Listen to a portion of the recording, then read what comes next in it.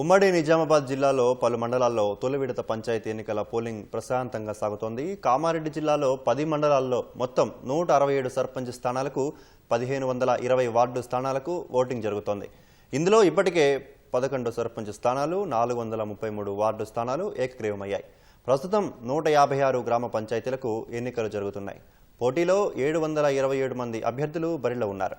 తొలి విడతలో 1084 వార్డుల్లో ఎన్నికలు జరుగుతుండగా బరిలో 3048 మంది అభ్యర్థులు ఉన్నారు. 1457 పోలింగ్ కేంద్రాల్లో పోలింగ్ కొనసాగుతోంది. ఉదయం నుంచే ఓటర్లు పెద్ద ఎత్తున తరలివస్తున్నారు. నిజామాబాద్ జిల్లాలోని జాన్కంపేట గ్రామంలో పోలింగ్ జరుగుతున్న తీరును కలెక్టర్ పరిశీలించారు. సాలూర మండలం జాడి జమాల్పూర్ పోలింగ్ కేంద్రంలో ఓ వ్యక్తి అంబులెన్స్లో వచ్చి మరీ తన ఓటు హక్కును వినియోగించుకున్నారు. నడవలేని స్థితిలో ఉన్న ఆయనను కుటుంబ సభ్యులు ఇంటి నుంచి అంబులెన్స్లో తీసుకొని వచ్చి ఓటు వేయించారు.